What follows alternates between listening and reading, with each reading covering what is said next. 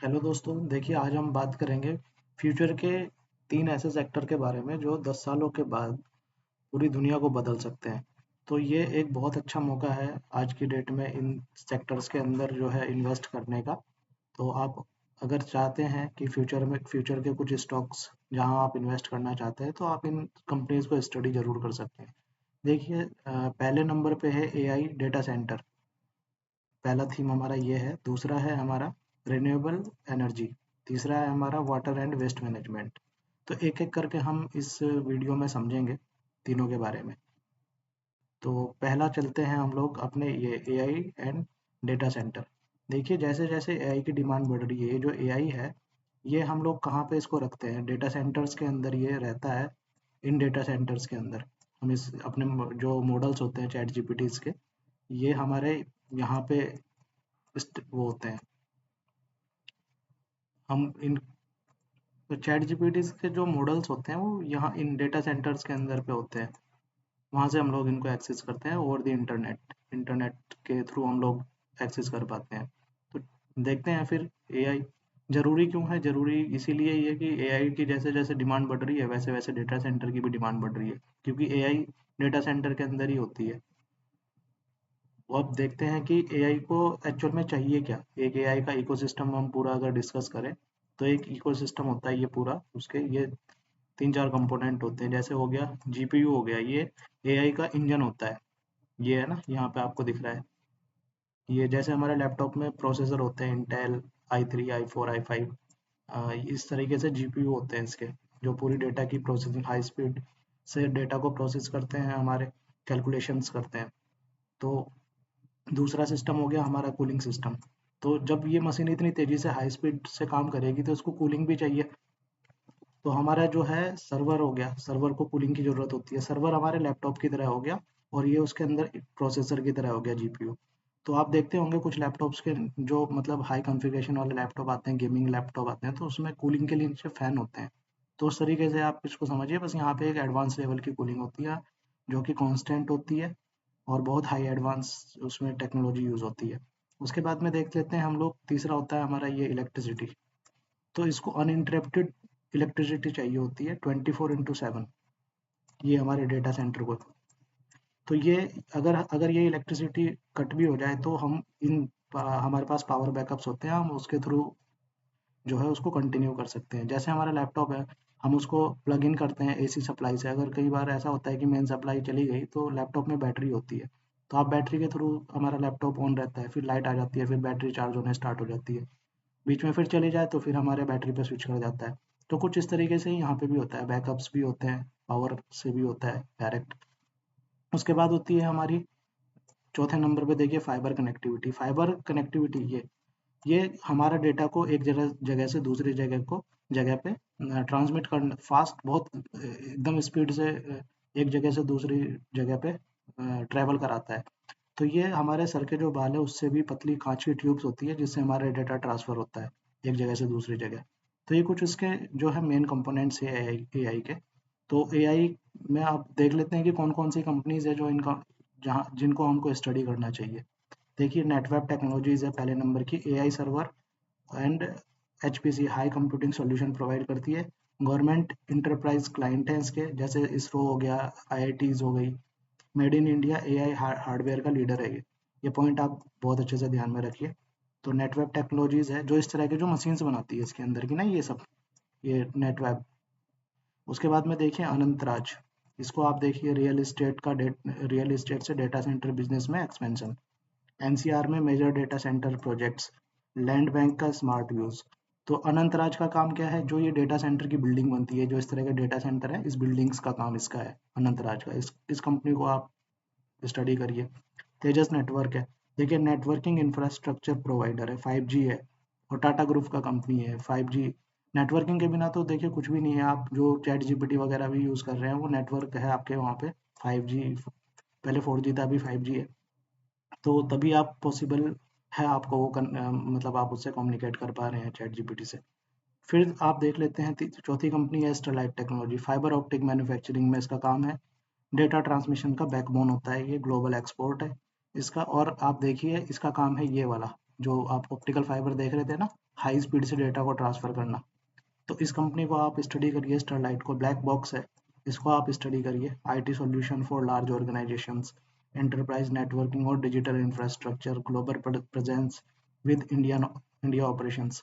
तो ये देखिए कुछ रिस्क फैक्टर भी होते हैं, हर सेक्टर के कुछ पॉजिटिव होते हैं, कुछ नेगेटिव होते हैं, तो नेगेटिव भी है। देखिए हाई कंपटीशन है, मैसिव कैपेक्स चाहिए, इसमें बहुत अच्छा खासा कैपेक्स चाहिए होता है, फास्ट चेंजिंग टेक्नोलॉजी है। टेक्नोलॉजी देखिए बहुत 2-3 सालों के अंदर टेक्नोलॉजी जो है चेंज होती रहती है, अभी कुछ है फिर दूसरी चीज़ आ जाएगी। अभी क्लाउड है, पहले क्लाउड ऑन प्रीम था, फिर क्लाउड आया, अब क्लाउड के बाद भी हो सकता है कोई और नई टेक्नोलॉजी आ जाए, इस तरीके से। इलेक्ट्रिसिटी कॉस्ट सेंसिटिविटी है, पावर प्राइस बढ़ जाए तो मार्जिन कंप्रेस होते हैं, तो होता है कुछ नेगेटिव्स। तो ये चीज़ें भी आप अपने ध्यान में रखिएगा।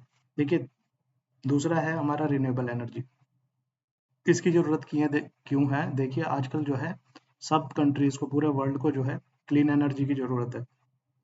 जो से अब क्लीन एनर्जी की तरफ जो है मूव कर रहे हैं सब लोग। डिपेंडेंसी एक एक दूसरी कंट्री के ऊपर कम करना चाहते हैं, सबसे बड़ा कारण ये है। तो देख लेते हैं ज़रूरत क्यों है, ये तो अब देख ही लिया है। अब देख लेते हैं इसके कंपोनेंट्स, देख लेते हैं रिन्यूएबल के सेगमेंट्स, देख लेते हैं। सोलर है, विंड है और ग्रीन हाइड्रोजन है। ये देखिए सोलर सोलर वाला देखिए, यहाँ से जो सोलर की जो वो होती है एनर्जी, उसको ये सोलर पैनल्स जो है इलेक्ट्रिसिटी में कन्वर्ट करते हैं, हम उसको अपने हाउसेज में जहाँ भी हमको यूज़ करना है फिर कर सकते हैं। फिर उसके बाद में आ गया विंड, ये देखिए विंड टर्बाइन होता है कोस्टल और प्लेन एरियाज में, इस तरह के ये जो है यहाँ पे टर्बाइन लगी होती है, फिर उससे जो है इलेक्ट्रिसिटी जनरेट करके उसको यूज़ में लिया जाता है। तीसरा है देखिए ग्रीन हाइड्रोजन, ये भी फ्यूचर फ्यूल है, zero emission energy storage solution. जो कंपनियां इसमें काम कर रही है, आप इन सबको अपने जो है स्टडी में रखिए। अभी मार्केट नीचे है, तो ये अपॉर्चुनिटी बन सकती है अगर ये सस्ते प्राइस पे आपको ये सब कंपनियां मिलती है तो। देखिए इससे रिलेटेड जो है लिस्टेड कंपनियां कौन कौन सी है उसको देख लेते हैं। लिस्टेड कंपनियों में देखिए सुजलॉन है, सुजलॉन क्या करती है, wind turbine manufacturing India leader है ये। विंड टर्बाइन, ये विंड टर्बाइन हो गया, विंड टर्बाइन ये है ना, ये इसका जो है ना, ये लीडर है मैन्युफैक्चरिंग का। देखिए डेट फ्री टर्नओवर स्टोरी है, रिमार्केबल कमबैक, पहले डेट में था, अभी डेट फ्री हो गई है कंपनी, स्ट्रॉन्ग ऑर्डर बुक है इसकी। ठीक है, दूसरी कंपनी देख लेते हैं KPI green energy, solar projects. देखिए कैप्टिव रिन्यूएबल पावर, मतलब डायरेक्ट इंडस्ट्रीज को सप्लाई करना पावर जनरेट करके। गुजरात में स्ट्रॉन्ग प्रेजेंस है इस कंपनी का, इस कंपनी को आप स्टडी करिए। ये देखिए वारे वारे एनर्जीज है, इसका काम क्या है, सोलर पैनल, ये आपने देखा ना सोलर पैनल, इसका मैन्युफैक्चरिंग का काम है इस कंपनी का। स्ट्रॉन्ग एक्सपोर्ट पोटेंशियल, यूएसए में भी डिमांड है इसकी। Industrial supply chain advantage. फिर देखिए आयन, ये है आइनॉक्स विंड, ये विंड टर्बाइन मैन्युफैक्चरिंग और इंस्टॉलेशन का काम है इसका। जो विंड टर्बाइन है ना, इसका इसका मैन्युफैक्चरिंग और इंस्टॉलेशन का काम है इसका। इस कंपनी को देखिए आप स्टडी करिए, आइनॉक्स विंड इम्प्रूव ये है। उसके बाद में आप देखिए बोरोसिल रिन्यूएबल, बोरोसिल देखिए इकलौती ऐसी लिस्टेड कंपनी है जो सोलर ग्लास मेकर है इंडिया की।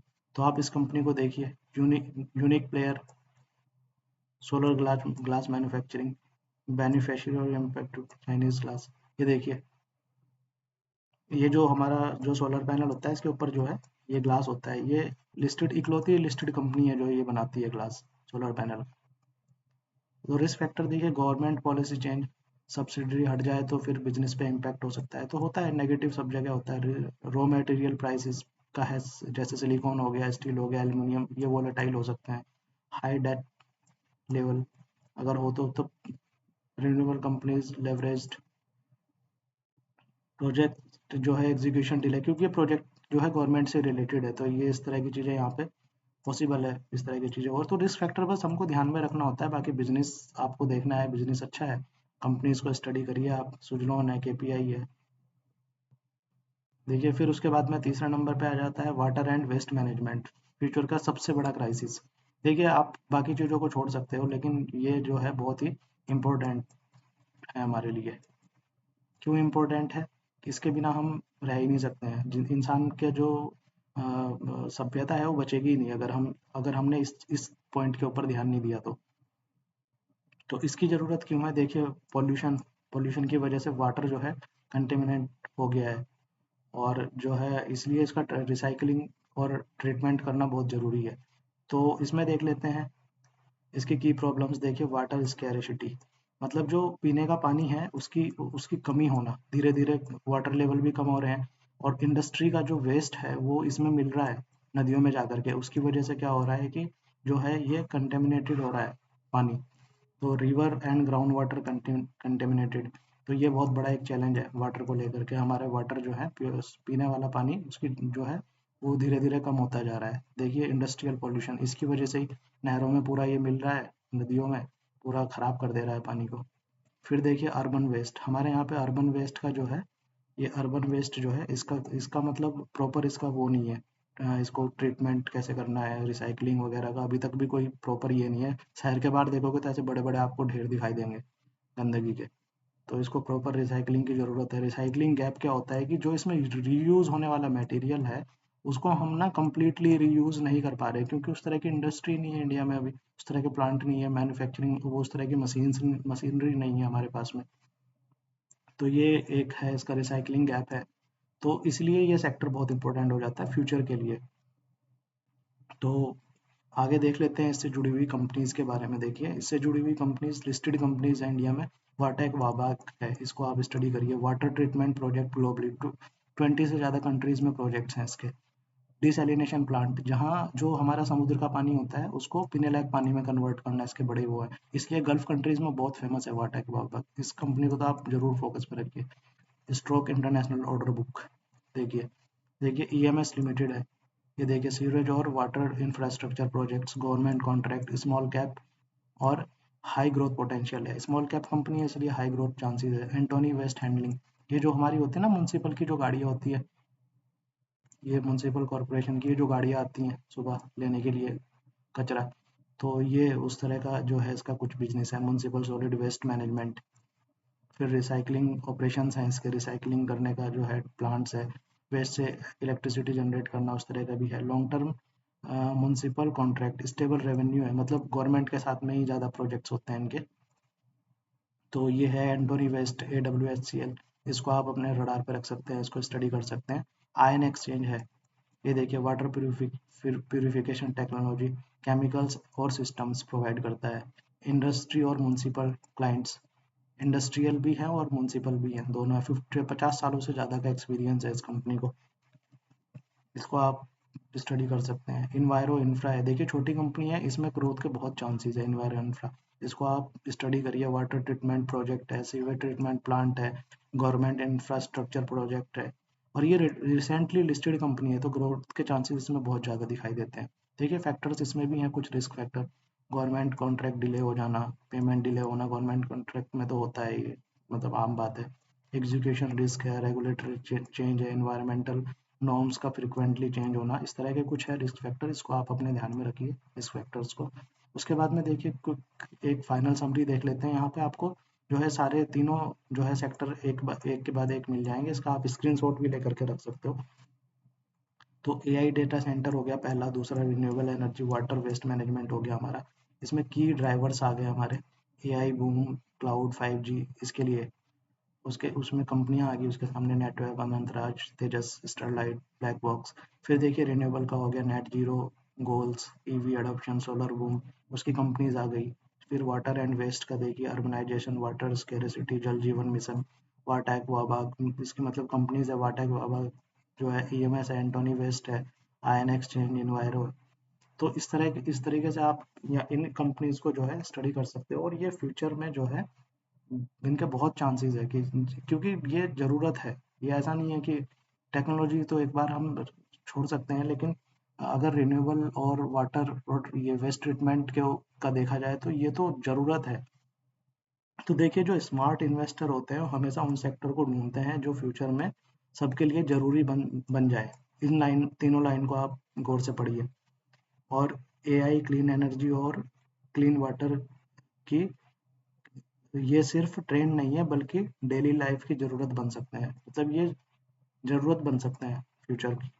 और जो चीज़ें फ्यूचर में सबसे ज़्यादा ज़रूरी होती हैं वहीं सबसे ज़्यादा ग्रोथ भी हो सकती है। इस लाइन को आप देखिए।